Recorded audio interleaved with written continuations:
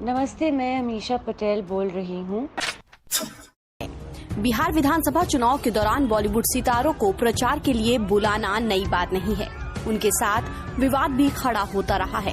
ऐसा ही एक मामला बिहार से सामने आया है। दरअसल औरंगाबाद जिले की ओबरा सीट के लोक जनशक्ति पार्टी के उम्मीदवार डॉक्टर प्रकाश चंद्रा ने चुनाव प्रचार के लिए बॉलीवुड एक्ट्रेस अमीशा पटेल को बुलाया था। चुनाव प्रचार से लौटने के 2 दिन बाद एक्ट्रेस अमीशा पटेल का एक कथित ऑडियो वायरल हो रहा है, जिसमें उन्होंने डॉक्टर चंद्रा पर चौंकाने वाले आरोप लगाए हैं। मीडिया रिपोर्ट्स के मुताबिक वायरल हो रहे ऑडियो में बोल रही महिला खुद को अमीशा पटेल बता रही हैं। ऑडियो में अमीशा ने कहा कि बिहार पहुंचने के बाद डॉक्टर प्रकाश चंद्रा ने उन्हें जबरन चुनाव प्रचार कराने के लिए ब्लैकमेल किया। बताया कि चुनाव प्रचार पटना के नजदीक करना है, लेकिन उन्हें पटना से काफी दूर ओबरा ले जाया गया। अमीशा ने बताया कि उन्हें शाम की फ्लाइट से मुंबई वापस जाना था, लेकिन एलजेपी प्रत्याशी ने गांव में ही अकेला छोड़कर चले जाने की धमकी देकर जबरन चुनाव प्रचार कराया। अमीशा पटेल ने कहा कि चुनाव प्रचार के दौरान हजारों लोगों की भीड़ पागलों की तरह गाड़ी पर टूट पड़ रही थी।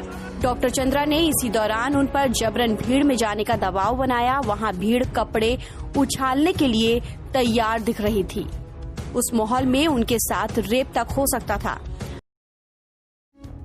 नमस्ते, मैं अमीशा पटेल बोल रही हूँ। कल 26 अक्टूबर मैं आई थी बिहार इलेक्शन के लिए in Patna as guest of doctor Prakash Chandra ji.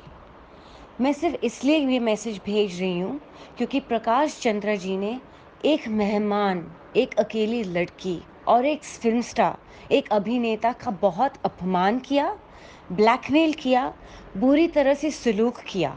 मैं उनकी मेहमान 2 घंटे के रैली के लिए आई थी। मुझे कहा गया था कि लोकेशन पटना से 2 घंटा दूर है, जो था 3 घंटा। फिर मुझे कहा गया कि मैं अपनी शाम की फ़्लाइट ले सकती हूँ, जो 6:30 बजे की एयर इंडिया फ़्लाइट थी। लेकिन उन्होंने ऐसा कुछ नहीं किया, जबकि मेरे हाथ में अपने रिटर्न टिकट भी थे। मैं वहाँ उनके लोकेशन पे पहुँची।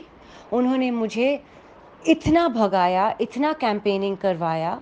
जब मेरी वापसी का टाइम आया, जो तकरीबन 2:15 बजे दोपहर का था, ताकि मैं एयरपोर्ट टाइम पे पहुंच के मेरी बॉम्बे की फ़्लाइट ले सकूं, तो उन्होंने मुझे धमकाया।